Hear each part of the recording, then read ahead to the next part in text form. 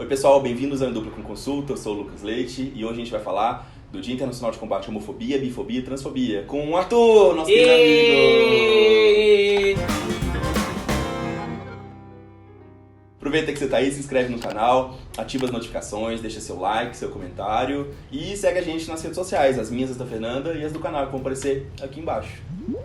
Então eu vou pedir pro Arthur falar novamente quem ele é, essa maravilhosidade toda, pra depois a gente entrar no tema. Arthur, apresente-se. Arthur. Eu. Oi, gente, meu nome é Arthur, é a segunda vez que eu venho aqui no canal. Eu sou professor da PUC, do curso de RI, Relações Internacionais, e basicamente minhas agendas de pesquisa são Economia Política Internacional, a parte é jornalismo, América Latina, e estudos de gênero, mais especificamente teoria queer, e hoje eu vim pra falar um pouco mais. Da outra vez que eu vim aqui foi pra falar de América Latina. Super legal. Assim, super legal, não tô dizendo que o vídeo foi super legal. Foi bem prepotente, eu vim aqui, foi super legal. Vim aqui, foi super legal pra falar de América Latina e tô super feliz de poder voltar pra poder falar agora de gênero. Está amando, enfim, e o Arthur vai voltar mais vezes, já que esse tema é recorrente, tá precisando, na verdade, ser recorrente. Eu paguei a eles, na verdade. É um pacote. Foi na Black Friday que vocês abriram essa promoção, foi pague 3 noves fora a cada 2 meses. E agora não tem jeito, vai estar preso com ele. Mentira, e esse não é um public post, tá, gente? É isso mesmo, já que o presidente acha que não existe família gay no nosso país, a gente precisa começar a mostrar pra ele que não é bem assim. Se ele não entende como é que funciona a relação homoafetiva, entre outras, a gente tá aqui justamente pra tirar um pouquinho da ignorância dele. Relações no geral, não entende, né? Relações políticas. No geral, econômicas, sociais, culturais. Dificuldade para ser alguém, relacionar-se. são gente. Isso. Não, é isso, relacionamento básico, assim, né? Vamos falar de coisa boa. Vamos falar de coisa boa, vamos falar de LGBTfobia. Arthur, fala pra gente então mais sobre a ideia da LGBTfobia, de onde veio o combate, de onde que veio essa ideia. Na verdade, a luta contra a homofobia, bifobia e a transfobia, ela é centrada no dia 17 de maio por conta da OMS, da Organização Mundial de Saúde. Ou seja, a tua pergunta de um jeito muito mais amplo de que quando que começa a homofobia no mundo, isso é uma outra discussão gigantesca e que eu ando muito interessado nela, mas que eu não tenho ainda capital acadêmico para discutir sobre isso, mas que eu tenho me interessado muito. Mas a questão do 17 de maio, né, que é o motivo desse vídeo especificamente, vem do, como eu estava dizendo, da Organização Mundial da Saúde. No dia 17 de maio de 1990, a OMS retirou da CID, a Classificação Internacional de Doenças, que é o modelo internacional, o instrumento internacional que congrega para todos os países do mundo o que é doença e o que não é. E até a década de 90, mais especificamente maio de 90, a homossexualidade, até então vista como homossexualismo, era vista como uma doença, era um transtorno. No dia 17 de maio, a OMS retira o homossexualismo, até então, da CID, e aquilo deixa de se tornar uma patologia. Então, a vitória vem daí. Por isso que o dia 17 é o dia que a gente comemora internacionalmente a luta contra toda forma de homofobia, bifobia, transfobia. No entanto, é curioso pensar que a transexualidade segue na CID. Até hoje. Segue como uma doença. Chocado. Eu não sabia. E aí, o que é que acontece? Esse ponto da transexualidade é super interessante. Ano passado, em maio do ano passado, junho do ano passado, a OMS anunciou que na CID-11, que foi publicada ano passado, que vai ser apresentada na reunião agora em maio, esqueci o dia, mas é no final de maio, vai ter a reunião, a Assembleia Mundial da Saúde, e nessa Assembleia Mundial da Saúde desse ano vai ser apresentada a nova CID, a CID-11, e os países signatários da OMS, os países que fazem parte da OMS, vão ter até janeiro de 2022 para implementar a nova CID nos seus conjuntos, seus organismos de saúde interna. Desde a década de 90, os grupos, os movimentos LGBT, mais especificamente o ativismo transexual, vem dizendo que a transexualidade precisa, sair da CID, ou pelo menos deve ser revista. O que é que acontece? Ano passado, a CID evolui dentro da questão da transexualidade. A transexualidade sai do capítulo de transtornos mentais de identidade de gênero. Jesus. Bom, tecnicamente a CID ainda está vigente, na CID anterior. Então, ainda está nesse capítulo de transtornos de gênero e agora com a nova CID, a transexualidade vai passar para o capítulo de condições relativas à saúde sexual. De todo jeito, a transexualidade ela sai dessa lógica de transtorno, que já é um super avanço. Claro. Então, vai impedir todos os processos de terapia de reversão sexual pra gay, mas ainda vai pra problemas de incongruência de gênero. Esse é a nova terminologia. E o novo combate, provavelmente, né? E um novo combate de incongruência de gênero. Agora vejam vocês, não é? Como esse debate de política internacional é um debate muito sensível. É lógico que existe, já desde 90, um entendimento de que a população transexual ela não deve ser considerada uma população patologizada. Sim. No entanto, a população transexual, ela pode, né? Ela não necessariamente precisa, mas ela pode, caso queira, fazer o uso de cirurgias de redesignação sexual, hormonoterapia, ou seja, tendo em vista que se trata de uma população historicamente vulnerabilizada, que não raramente vai precisar do auxílio do Estado para poder se colocar na sociedade. Se inserir, ser entendida como cidadão. E se reconhecer no gênero que ela realmente é, ela vai precisar eventualmente do Estado. Imagine você, se a OMS resolve tirar a transexualidade da CID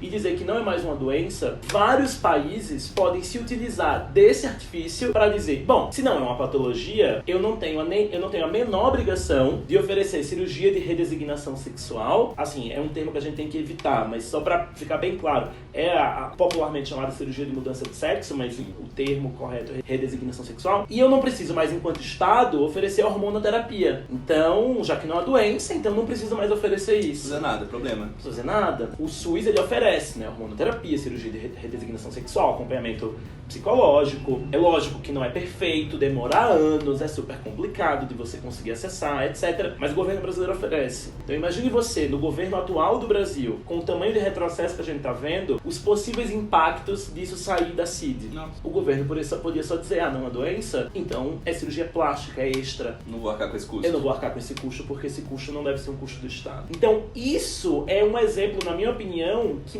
é um exemplo impressionante pra gente ver como o tema de LGBTfobia, de direitos LGBT, de inserção da população LGBT na política internacional é super sensível. Essa evolução pra nova CID é uma super evolução, mas ainda não é o ideal. Mas e aí, como que a gente resolve?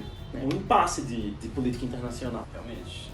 Não consigo nem ver solução fácil agora. Para você ter uma ideia, da CID anterior para essa nova, a OMS recebeu cerca de 10 mil solicitações de mudança dos países. 10 mil. Então, assim, é muito difícil você incorporar tudo. Já que a gente está falando do papel do Estado em relação à proteção dessas pessoas, né, da população LGBT, aqui no Brasil vai ter a votação sobre a criminalização da homofobia, da LGBTfobia, dia 23 de maio. E aí, como é que tá o andamento disso? O que a gente pode esperar dessa votação? Bom, não tem uma metodologia de mãe de nada, né? Olha, eu acho que vai rolar. Mas joguei os boas e Não, mas imagina-se, né? Mas eu acho que vai rolar. Assim, spoiler, eu acho. Mas só pra mapear, né, eu acho que tem algumas coisas a serem faladas nisso da criminalização. Primeiro, claro, parece meio chovendo molhado, mas é importante lembrar que o STF tá fazendo algo que tecnicamente eles não deveriam fazer, que é legislar. Claro que todo mundo que lê sobre a criminalização sabe já disso, vai dizer, meu Deus, lá vem ele de novo dizer o que todo mundo já viu. Mas só pra gente, né, criar o terreno igual pra todo mundo, o STF não tá ali pra legislar, mas existe uma omissão histórica do legislativo em legislar em favor da causa LGBT. Ou seja, tudo que a população LGBT conseguiu hoje foi graças ao judiciário. Casamento, adoção, tudo, assim. E agora, possivelmente, a criminalização da homofobia. Mas o que eu quero dizer é que a gente vive um problema crônico de assimilação de direitos LGBT no Brasil. Ou seja, os últimos todos os governos, direita, esquerda, onde você quiser situar no espectro político partidário, é difícil você ver onde que os governos, e o legislativo principalmente, avançaram em pautas LGBT. Né? O nosso primeiro deputado federal, nosso primeiro membro do parlamento abertamente LGBT foi o Clodovil. Não, foi o Clodovil, verdade. É porque ele não... Que nem era pró-LGBT. Esse é o ponto, né? Porque ele era o primeiro LGBT que não se assumia como tal, como que ele não era pró-LGBT. Ou seja, essa figura do gay homofóbico não é de hoje. Gordofóbico, homofóbico, misógino. É um absurdo. E transfóbico. Então, o STF, ele tá assumindo essa postura de um Brasil que historicamente não fez nada pela causa LGBT. Só que aí abre todo esse debate, né? Então o primeiro debate é esse. A gente tá delegando mais uma vez pro judiciário avançar numa pauta que não deveria ser o judiciário, que deveria avançar nisso. Esse protagonismo do judiciário, inclusive, essa politização do judiciário é perigosa, né? Perigosíssima. Entra em várias questões, ele começa a assumir posturas e lugares que não são deles. E aí a gente tá vendo justamente essa mídia toda em cima do judiciário, uma pressão muito grande em cima do judiciário, que é um problema. Mas... É um a gente vai recorrer a quem?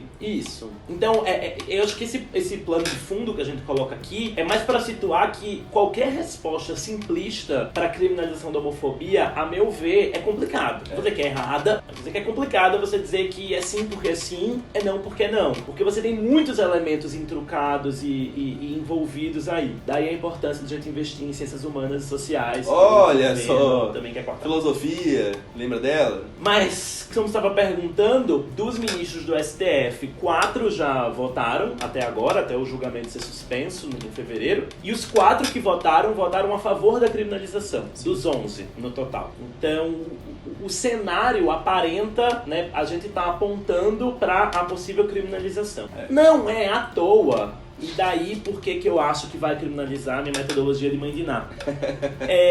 Não é à toa. Agora, no final de abril, a bancada evangélica resolveu escolher o Marco Feliciano como membro da bancada evangélica para a bancada evangélica escrever a lei da criminalização da homofobia. Não, tchau. E aí é meio louco, é bizarro você pensar nisso, porque dá um nó na cabeça. Você pensa, calma. O Marco Feliciano tá fazendo uma lei em favor da população LGBT, dá um nó na cabeça. Politicamente, internamente, ali eles já entenderam que o STF vai votar pela criminalização da homofobia. E o STF vai votar por omissão do Legislativo. Então o Legislativo quer não ser mais omisso e estabelecer agora as regras do jogo. É isso que é, né, péssimo. Então, recentemente mesmo, a Carmen Lúcia negou, né, dentro do STF, a questão da possibilidade das terapias de reversão sexual, cura gay. Então já foi mais uma vitória do via judiciário, né? E agora você tem, então, no Legislativo, eles querendo controlar o que vai ser a lei da homofobia. Porque essa criminalização da homofobia, que equipara homofobia ao crime de racismo no Brasil, é super abrangente e faz com que qualquer discurso de ódio seja criminalizado. Pela conversa, né, o que a gente tem escutado até agora é que esse projeto de lei pretende criminalizar os ataques homofóbicos. Entendi. Mas preservando, se não me engano, o termo é preservando a liberdade religiosa de expressão. Ah, entendi. Então agora você tem o direito de ser intolerante. De acordo meio com que isso. Entendi. É bizarro pensar, entendi. né? Que a lei, que tem Parabéns. essa coisa meio tricky. O perigo dessa lei está exatamente na possibilidade de a mesma lei que pretende criminalizar a homofobia talvez institucionalize a homofobia. É inacreditável, né? Com a atual conformação do Congresso, tem tudo pra passar. Eu não duvido. Então é muito perigoso esse momento que a gente está vivendo. Esse impulso da bancada evangélica é exatamente esse. Não, a gente quer que criminalize? Pois vamos criminalizar, mas vai ser do nosso jeito. Dos nossos termos. Ou seja, vai ser proibido você espancar o gay na rua, ou a lésbica, ou a trans, ou o trans, ou a pessoa bissexual. Vai ser proibido fazer isso. Vai ser um crime fazer isso. No entanto, dentro da minha liberdade de culto, dentro da minha liberdade religiosa, eu posso dizer que aquilo é uma... Nem sei que termo utilizar, porque eu tenho 1 milhão de amigos que participam de cultos religiosos, que professam com você, inclusive. Sim, a gente tem amigo evangélico, católico, judeu, budista, umbandista, candomblessista, e nenhum desses amigos usa religião, e pelo contrário, pra ser intolerante. É muito pelo contrário, é por amor, né? Exato. É amor, assim, a base de todas as religiões é amor. Existe também aí um outro debate que, se você vai para pensar a partir de um viés, de um olhar da própria teoria queer, academicamente, eu talvez fosse até contra a criminalização da homofobia. Porque a gente sabe que o direito penal, a base do direito penal, a base da estrutura, não só do nosso país, mas da própria criação do Estado moderno, é um Estado que ele é machista, masculino, racista, anti-LGBT, anti-mulher. A construção do Estado moderno, política social, passa pela masculinidade. Uma masculinidade hegemônica e heteronormativa. Ponto. Ou seja, o nosso conjunto normativo, ele é também assim. Logo, a própria teoria queer, ela vai ser extremamente anti qualquer forma de punitivismo, porque a gente sabe, no caso brasileiro, quem que é preso no Brasil. Sim. Você cria lei no Brasil para prender os grupos vulneráveis, os sujeitos abjetos, o negro, o pobre. É esse o grupo que é preso no Brasil. Sim. Apoiar a criminalização da homofobia, em alguma medida, não. Completamente, é é reforçar um Estado punitivista que educa pela punição. Sim. Se a gente for pensar por uma via queer, essa criminalização não é bem-vinda. E isso é super polêmico, né? E você vê muitos grupos LGBT, muitas pessoas que não fazem parte do movimento ativista LGBT, pessoas que são ativistas, na verdade, do próprio movimento negro, do movimento de despenalização, ou seja, do não punitivismo. Todos esses grupos advogam, em alguma medida, contra a criminalização da homofobia por conta disso. Mas eu acho que a gente precisa ser um pouco pragmático no sentido de entender aonde estamos hoje. A gente vive um governo que, se legislar pró-LGBT, vai ser nesses termos que a gente acabou de ver. Então, a proteção via STF na equiparação do crime de homofobia ao crime de racismo, a meu ver, é fundamental, não por esse pretenso caráter educativo que muita gente fala, porque eu acho que ensinar, educar, não é pela via da proibição. Eu acho que a gente tem que criminalizar. Primeiro, porque esse governo agora não vai legislar em favor da população LGBT e a gente precisa proteção. A gente precisa de proteção, que não vai ser esse mesmo Estado que vai nos garantir a proteção, mas ao menos eu vou ter dados. Você tem dados, você tem um arcabouço legal pra você poder pelo menos se amparar em alguma medida. Toda pessoa LGBT já foi vítima de LGBTfobia. Eu sofri bullying na escola minha vida inteira. Exatamente. Minha vida inteira. Na rua, tenho medo de usar determinadas roupas, tenho medo de me portar de determinadas maneiras. E isso mostra essa LGBTfobia estrutural que a gente vive. Porque a gente tenta mostrar pros héteros em geral que é exatamente isso. Ele nunca teve esse medo. Isso. Ele nunca vai ter. Nunca vai ter. Sim, ele pode sair de casa sem camisa, de chinelo, de qualquer jeito, que tá tudo bem, ninguém vai falar nada, a policial não vai parar, as pessoas não vão criticar, ninguém vai comentar. Se você faz parte de uma minoria ou de um grupo específico, as pessoas vão comentar, vão olhar pra você torto, você pode apanhar. É isso, entendeu? É diferente. Um homem gay, uma pessoa gay, mas que tá dentro dessa lógica heteronormativa também não vai sofrer esse tipo de violência. Exato. Os padrãozinhos vão bater, não vai apanhar nunca. Não vai sofrer esse tipo de violência, né? Então, isso é um ponto a ser levado em consideração. Hoje no Brasil a gente tem um grande problema que é, não sendo um crime, não há estatística. Não há estatística oficial. E aí você pode me dizer, Arthur, mas o feminicídio é um crime e não tá matando menos mulher por conta disso. O racismo é um crime e não tá deixando de ter racismo no Brasil por conta disso. As estatísticas estão aí. No caso da população LGBT, da LGBTfobia, a gente não tem nem a estatística. Nem a estatística. Então, ninguém sabe quem tá morrendo. Então, como pesquisador, como que você vai elaborar uma política pública se você não sabe aonde precisa da política pública? É claro que eu não estou dizendo que você só elabora a política pública a partir de número. Mas você tem o dado, você mapeia aonde está morrendo,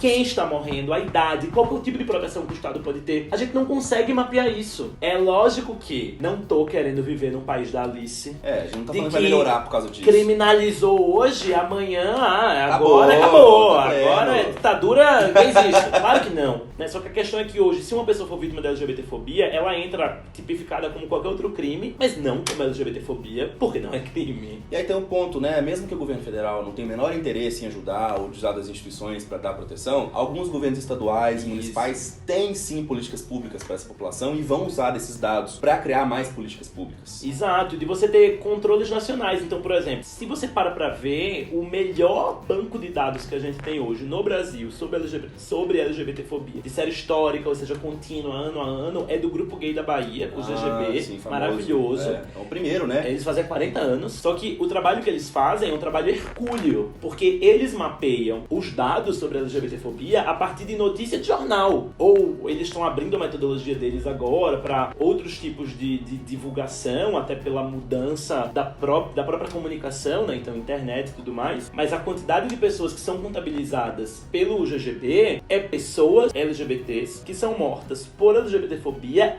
e sai uma matéria no jornal falando sobre isso. Porque qual que é outra forma de mapear essas pessoas? Não sei nunca. Então, por exemplo, ano passado foram mortas 420 pessoas no Brasil. Notificadas.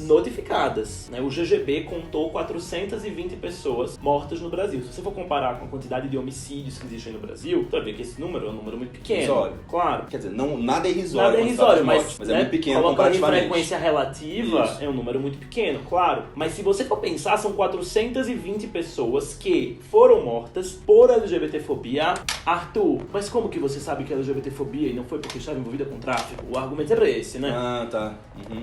Bom, você tem uma matéria de jornal mostrando que uma mulher trans em Fortaleza foi assassinada pelo cara que ela estava mantendo relações sexuais meia hora antes com 70 facadas. Estourei o fundo e ouvi todo mundo, né? Perdão. Mas 70 facadas. 70! Não é só pra matar. Você não mata uma pessoa com 70 facadas. Você tem ódio daquela pessoa. É cruel. Você tem aversão àquele corpo. Se você quer eliminar aquilo. Você quer eliminar, você tem um pavor. Você tem uma completa rejeição àquele corpo. Isso é patologia. E aí você vai dizer que isso é porque a pessoa estava fazendo tráfico de drogas? Mais uma vez a importância das ciências sociais. Pra gente fazer esse tipo de análise e mostrar que ninguém mata o outro com 70, com 100 facadas porque ela tá envolvida com tráfico. Você mata porque você odeia aquele corpo que é um corpo historicamente abjeto.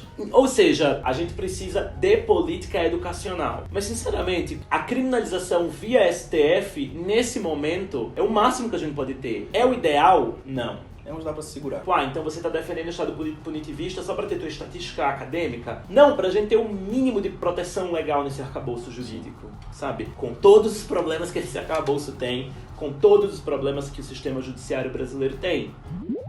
Bom, o Arthur trouxe pra gente uns dados também interessantes que ele vai falar aqui agora. Os dados, como eu disse, são do GGB, né, o Grupo Gay da Bahia, que é, como eu estava dizendo, o melhor que a gente tem, ainda não é o ideal. Obviamente carece de uma subnotificação absurda, né, pelos motivos que eu estava explicando antes, então esse número é muito menor do que acontece. É importante lembrar que esses números são pessoas que morreram, né, é o extremo da LGBTfobia. Porque, por exemplo, ser xingado na rua é LGBTfobia. Sim. A própria comunidade LGBT é extremamente LGBTfóbica. Bifóbica, transfóbica. Não é à toa que a data, o 17 de maio, é importante a gente falar de homofobia, bifobia, transfobia. Determinados ativismos falam também de lesbofobia, mas a homofobia por ser pessoas que têm relações homoafetivas contempla o homem gay e a mulher lésbica. Mas a questão da bifobia é algo importantíssimo da gente falar, porque existe uma invisibilidade enorme da pessoa bissexual no Brasil e muito por parte da própria população LGBT. E eu super me coloco nisso. Já fomos, né? É verdade.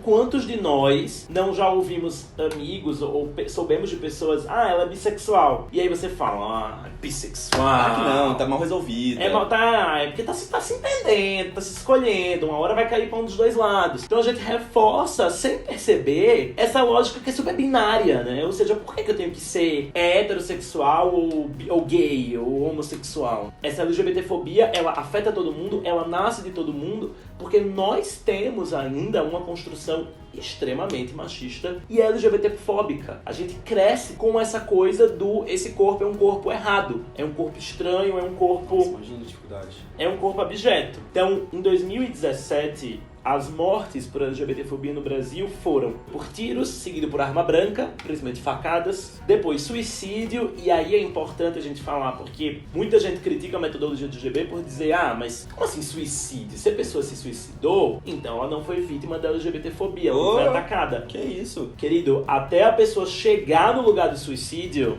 ela já sofreu demais preconceito. É tão estrutural, é tão velado, que a pessoa chega a um momento que pensa, eu não tenho outra saída que não seja me suicidar, e é um tema super sensível. E eu acho que se a gente fosse ver os índices de suicídio como um todo e fizer uma análise de fato, a LGBTfobia seria uma razão muito grande por parte desses homicídios, de jovens principalmente. Com certeza. Então, o suicídio, ele entra como causa-mortes aqui também, por trazer esse componente essa pessoa se suicidou por sofrer LGBTfobia a vida inteira. Exato. Por espancamento, é a quarta causa-mortes. Asfixia, pauladas, apedrejamento. Veja, apedrejamento é o 3, 6, é a sétima causa de morte de pessoas LGBT no Brasil. É veja bem, eu vou repetir, apedrejamento. E a gente fala do Estado Islâmico, hein? 2000 e que ano é hoje, sabe? Apedrejamento. E aí você vai dizer que isso não é uma fobia? Um medo do outro? Eu tacar uma pedra na cabeça dele? Até que ele morra. Seguido por carbonizado, decapitação, enfim. É inacreditável. A faixa etária etária, em porcentagem, a faixa etária que mais morre, com 32%, um terço dessas vítimas de LGBTfobia no Brasil é de 18 a 25 anos. Ou seja, a gente tá falando do jovem na idade que tá economicamente longe de mim, que ele tem uma visão extremamente liberal, econômica, de dizer, nossa, tá morrendo, que pena, a população economicamente ativa. Não, mas é mostrar que, mano, é o jovem que tá com tudo na mão. Esses dados são todos sistematizados no site homofobiamata.wordpress.com. Mas um grupo que ele chama a atenção é que 5% dessas vítimas são menores de 18 anos. As vítimas por segmento LGBT. A maioria esmagadora, claro, é de homens gays, né, seguido de pessoas trans, mulheres lésbicas, mas antes de pessoas bi, que 1% das vítimas são pessoas bissexuais. 2,7% dessas vítimas por LGBTfobia no Brasil que morrem são pessoas heterossexuais. E aí dá um nó na cabeça, calma. Gente, entendi tudo. Gente, calma. Como que a pessoa é heterossexual e morre por LGBTfobia? Ora, primeiro, você pode ter casos de pessoas que são heterossexuais, como a gente já viu vários casos acontecerem de pai e filho andando de mão dada na rua e levam uma paulada na cabeça, ou levam... percebidas como gay. São vistas como gay, como pessoas que estão performando uma pretensa homossexualidade a partir de quê? De andar de mão dada? Estereótipo, ignorância, intolerância. Outros casos também, né? Um caso que o GGB mapeou, acho esse caso super triste, é o caso de um menino de 15 anos, do interior da Paraíba, que o amigo dele era gay, declaradamente gay também, adolescente, e um grupo começou a espancar, se não me engano, não lembro da história direito, mas um grupo começou a perseguir esse menino de uma maneira com agressão física, por ele ser gay, e o amigo dele, de 15 anos, que é hétero, foi entrar na briga pra salvar o amigo, e acabou que esse menino também foi espancado, não lembro como que foi a agressão, e o menino morreu. O menino é um amigo hétero. Ou seja, é um homem hétero que morre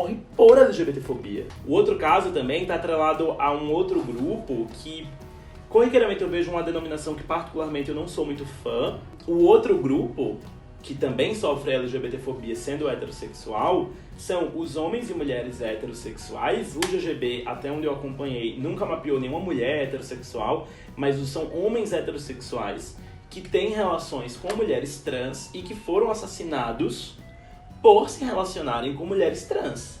E você pode perguntar, mas Arthur, se o cara tá se envolvendo com uma mulher trans, ele é hétero?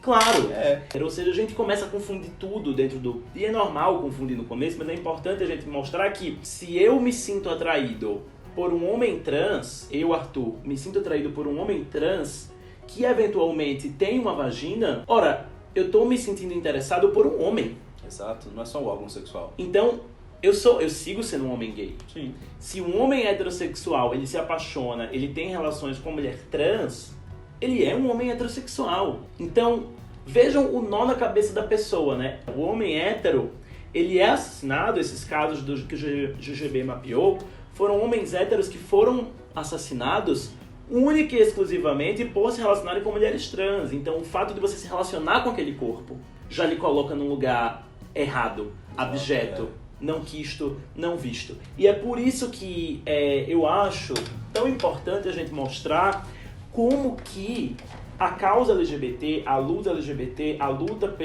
contra a LGBTfobia é uma luta de todas e todos nós. Porque você não precisa ser parte da comunidade LGBT para você sofrer todos os problemas derivados dessa LGBTfobia estrutural. Eu lembro em 2012, 2013, quando o Facebook mudou aquela coisinha do avatar, lembra? Foi a primeira grande campanha maciça do Facebook, de todo mundo mudar em junho o avatar para a bandeira LGBT. E eu lembro muito naquela época, né, e não quero com isso desmerecer essas pessoas, mas eu lembro muito naquela época de ver alguns homens e mulheres heterossexuais que, quando mudaram a foto de perfil no Facebook para botar a bandeira LGBT, tirava a sua foto anterior, que era a foto sozinha ou sozinho, pra foto com a namorada, com o namorado, com a esposa, com o marido. Ou seja, não quero dizer que aquilo significava, mas assim, eu acho que uma análise, não tem como saber que essa pessoa mudou por conta disso, mas uma leitura que dá pra fazer esse processo eu tô mudando a minha foto de perfil pra mostrar que eu apoio, né, enquanto casal apoiamos, mas sou um casal hétero. Ó, tá a prova aqui. Eu sou hétero. Eu apoio os gays. Mas sou hétero, viu, gente? Sou hétero. Pelo amor de Deus, não confunde, não. Então, assim, isso também mostra... E não tô dizendo que é errado eles terem feito isso, a gente absolutamente. entende, Eu acho louvável. Eu lembro naquela época eu ficava emocionado. Eu acho que foi 2014, na real, que eu acho que eu morava aqui em São Paulo. Informação que ninguém pediu. Mas, não, foi de 14 que eu morava aqui de certeza absoluta. Aí quando eu vi foi 15. Bom, foi por aí. É isso. Eu acho maravilhoso que você tenha essa mobilização, né? Mas o que é que eu quero dizer com isso? Por que que eu não posso ser confundido com uma pessoa gay? E por que que pra eu apoiar a causa LGBT, eu não posso, eu enquanto homem hétero... Não sou, tá, gente? Mas eu enquanto homem hétero, eu não vou sozinho pra parada LGBT porque aí vão achar que eu sou gay. E se acharem? E qual é o problema? É isso, a minha problematização, então, é muito anterior no sentido de... Se você apoia tanto a causa LGBT, por que você tem medo de ser confundido com a população LGBT? Isso mostra como a luta é de todos nós e de todas nós, mostra como agora em junho, né, a gente vai ter a Parada LGBT de São Paulo e várias outras, não só no Brasil, mas em vários lugares do mundo. Esse junho de 2019 é super importante pra gente. E é muito importante que a gente vá para ocupar, e ainda mais, ainda sobre no cenário agora que precisa mesmo. Agora que a gente tem mesmo, né? Que ocupar rua, ocupar, pensando numa sociedade híbrida, ocupar rede social, por que não? Eu tenho várias críticas dessas pessoas que são super contra o movimento social em rede. Eu acho que o movimento social não pode ficar só na internet. Mas também não pode ser fora dela. Ele precisa acontecer ali, gente. Se não estiver ali, não existe. Hoje em dia não funciona sem ela. Ele não, eu acho que o perigo é você fazer ativismo só do Facebook, sim, né? E a gente tem que ocupar a rua, claro. Qualquer forma de apoio é fundamental, mas eu acho que esse junho, ele sempre deve vir carregado, não só esse junho, mas esse próprio 17 de maio agora, né? Ele tem que vir carregado com a coisa do... Em que momento eu tô carregando comportamentos LGBTfóbicos sem notar? Porque isso é tão estrutural que todos nós, né, cometemos erros LGBTfóbicos muitas vezes pela estrutura. E com isso, a gente não pode normalizar, porque a gente normalizou a violência. A violência contra a população LGBT é uma violência tão normalizada que a gente diz, eita, porque eu tô ainda entendendo. E, sim, o processo educacional e formativo, ele é lento, mas a gente tem que avançar. O 17 de maio não é para ser apenas um dia em que eu vou fazer memória dentro das nações a partir do que aconteceu na Organização Mundial da Saúde, de dizer, gente, foi muito importante aquele dia, então vamos lembrar desse dia. Não, deve ser um dia de conscientização, deve ser um dia de, acima de tudo, reflexão pessoal, de entender quais comportamentos LGBTfóbicos eu sigo. O Brasil é o país que mais mata a população trans, né? A gente tem esse mantra e é interessante a gente pensar isso, ainda mais a gente que defende tanto visões pós-coloniais, né? Porque existe essa visão, né, muito colonial ainda, europeia, ocidental, de que aquelas sociedades atrasadas, né, e vai pra África, determinadas culturas islâmicas ou enfim, como se fossem lugares atrasados. A verdade é que está aqui no Ocidente, está aqui no Brasil, o lugar onde mais se dizima a população transexual no mundo inteiro. Então, ou seja, não é onde eles supostamente chamam de bárbaros, que são os países africanos, asiáticos, árabes, muçulmanos. Sociedade do atraso. Não, é aqui no Brasil.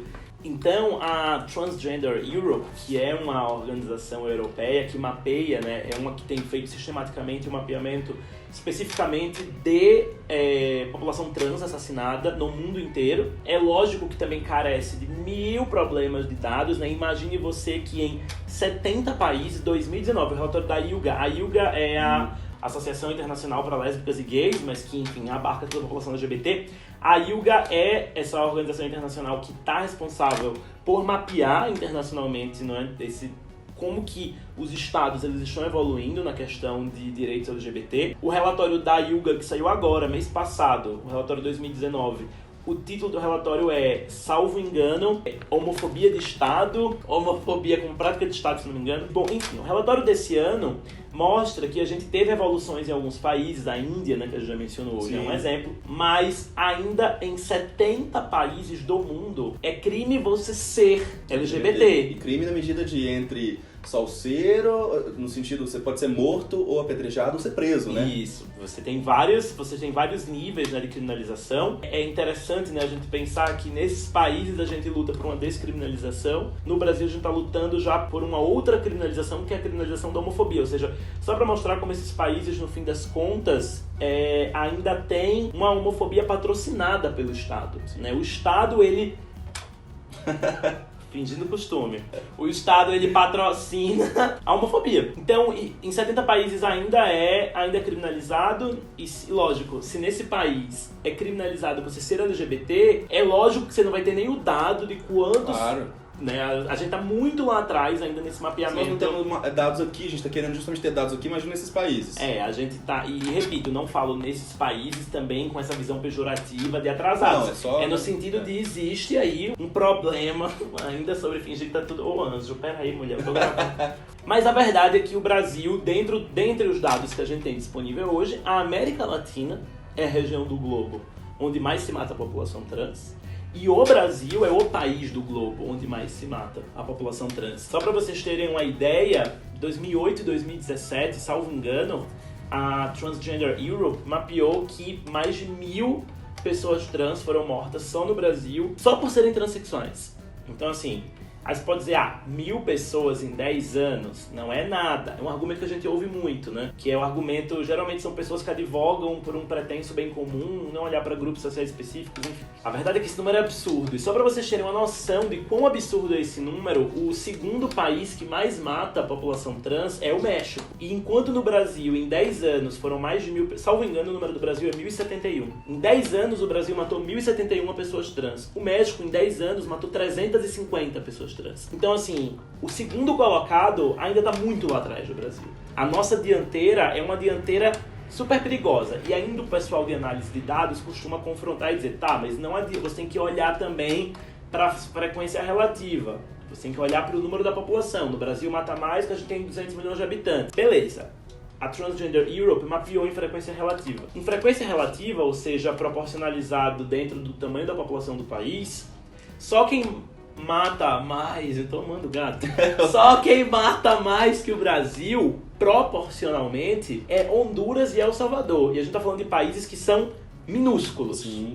Minúsculos. Então, e tudo América Latina. Tudo América Latina. Então, mesmo na frequência relativa, mesmo olhando para porcentagem, o Brasil tá no terceiro lugar, né? E atrás de países que são muito pequenos. A gente, quando vai pensar em população LGBT, a gente tá falando não só de assimilação de direitos, não só de inserção social, mas pensar também o lugar da pessoa trans no Brasil hoje. Marginalizada. Que é completamente marginalizada, estigmatizada, ou seja, a gente nesse caso não precisa apenas da criminalização da homofobia.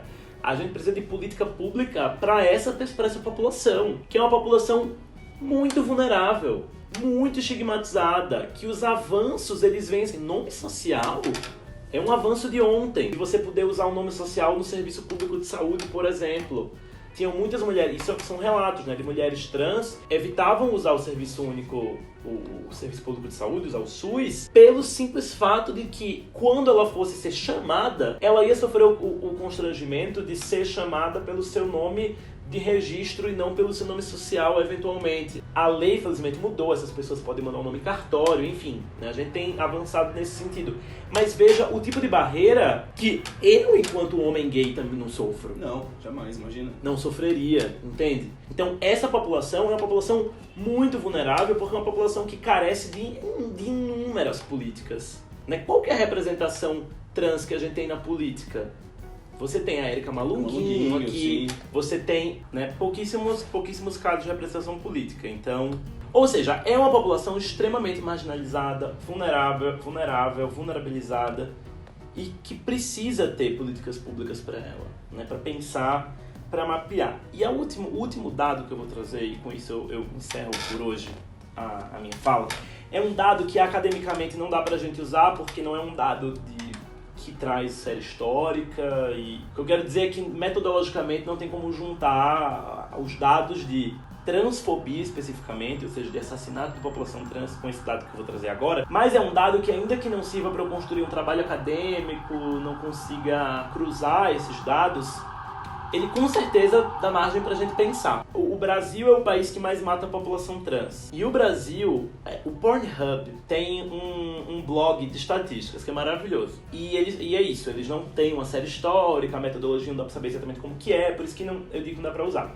Mas o Pornhub, ele às vezes divulga algumas estatísticas sobre o consumo de pornografia no mundo. E recentemente o Pornhub divulgou, se não me engano, é de 2000 e... não tô com um ano aqui, que droga. Mas enfim, é de 2000 e pouquíssimo tempo atrás, acho que talvez 2016, 2017, eu não sei, dados sobre o consumo de pornografia no Brasil. E o Brasil é o país do mundo que mais consome pornografia transexual. E o que mais mata? O Brasil, a pornografia transexual é a 5ª pornografia mais consumida no Brasil, mas em relação ao mundo inteiro, é o país que mais consome. A gente não pode fazer uma correlação metodológica científica, mas dá pra fazer correlação aqui, não, dá pra pensar. No mínimo. Sim. Dá pra pensar, ou seja, o dado do Pornhub é que o brasileiro, ele tá 89% mais propenso a consumir pornografia trans do que qualquer outro país do mundo. E como é que o Brasil é o país que mais mata a população trans? Ou seja, que nem a gente falou, não dá pra gente fazer uma correlação metodológica e tal, mas assim, dá pra gente pensar que, mano, tem uma repressão aí, não é? O Estado brasileiro, que é um Estado extremamente repressor, mas que ao mesmo tempo parece ser um Estado extremamente reprimido. A gente tem visto isso bastante, inclusive. Parece até meio contraditório dizer, né, que o repressor é reprimido, mas me parece que é um pouco isso, né? Você tem não só uma política que é repressora e reprimida, como você tem, aparentemente, sujeitos políticos, ou seja, a população. Não tô dizendo, né, que a pessoa que consome pornografia trans é a pessoa que mata. Não tô dizendo isso, nem tem como eu... Não dá pra falar. Como eu fazer esse tipo de suposição, enfim. Tem alguma coisa errada, né? Ou seja, tem alguma coisa errada. Não dá pra assumir muitas coisas. O aspecto privado, sutil dentro da pessoa é tão... Será que ele é tão progressista assim? Mas a esfera pública ele se torna outra pessoa. Por que isso acontece? Né? De onde vem isso? Freud explica... Sabe? Ou seja, o que eu quero falar com tudo isso é que a questão LGBT no Brasil é uma questão muito mal resolvida. Muito. É uma questão que, espero não ser uma frase polêmica, espero ser entendido, mas é uma questão que ainda tá muito no armário. Tá 100% no armário, né? A gente, ainda que o movimento LGBT no Brasil tenha 40 anos, ainda que a gente tenha avançado muito na pauta de direitos especificamente, né? A gente tem muito a avançar em muita coisa, né? Porque nem tudo é só direito, ou seja, a gente não quer só direito, né? Porque isso é uma pauta meio, até pode ser vista como pequena, né? Eu não quero só ter direitos iguais, eu não quero só comida. É isso, a gente quer existir, a gente quer ter visibilidade, a gente quer chamar atenção para as interseccionalidades que existem, ou seja, por vezes a gente tem uma equiparação de direitos, mas uma equiparação de direitos para determinados sujeitos LGBT, que a gente pode falar sobre isso no 93º vídeo, que a gente vai falar, que aí a gente já pode pensar um pouco de teoria queer, homonormatividade, a gente fala muito de heteronormatividade, mas homonormatividade, ou seja, porque muitas vezes essa assimilação de direitos é para sujeitos LGBT muito específicos, né? Então, com um grau alto de escolarização, enfim. Brancos. Então entra em, a gente entre outras intersecções aqui, né? Pra um vídeo em breve. Mas é isso, eu queria fechar o vídeo com esse dado que nos leva a pensar, né? Você que chegou até aqui, esse vídeo vai ser super editado, claro, mas a gente tá falando, ó, nesse momento, há 42 horas, faz 84 anos. 84 anos. Então acho que mesmo na edição, esse vídeo vai ficar gigante. Então se você chegou até aqui, ó, parabéns, viu? Você merece o meu aplauso, porque eu não me aguento falando tanto tempo. Ai, gente, adorei. Deixa um comentário falando o que a gente falou aqui no finalzinho, pra gente saber que foi você que ficou aí até o final, entendeu? Exato. A gente vai até comentar de você no próximo vídeo que a gente lê comentários. Comenta, coloca assim, ó, eu fiquei até o final sim. No próximo vídeo, a gente, né, Lucas, ou no próximo que a gente vier. Eu sou o fã-clube do Arthur, coloca assim. Não, eu já... Hashtag quero mais Arthur. Eu já ia dizer também, não, absolutamente. Eu sou fã-clube do ADCC. Gente, tô assim, pasmo.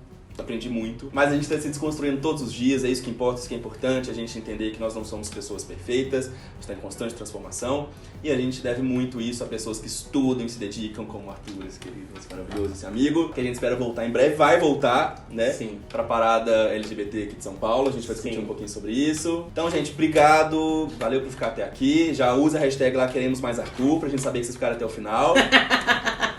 Se inscreve no canal. Não, mas a pessoa pode também ter ficado até o final e tá puto comigo, né? Tá querendo me matar. Queremos menos Arthur. Não, Isso. nós não vamos aceitar, não. O povo assim, pra mim aceita que é democracia, gente. Se odiou... Nesse canal não tem democracia contra o Arthur, não. Não tem. Aqui não, querido. Então, gente, obrigado. Se inscreve no canal, ativa as notificações. E vejam as novas músicas da Madonna. Vamos encher de views aqui. Por favor, né? A Madonna não está cancelada, está permitida. Ela tá autorizadíssima. Maravilhosa como sempre, rainha. Obrigado, amei. Imagina, a gente adora como sempre. Fer, beijo, tô com saudade de você aqui do ladinho. Ela vai estar em breve, fica de olho. Tchau pra vocês. Tchau, gente.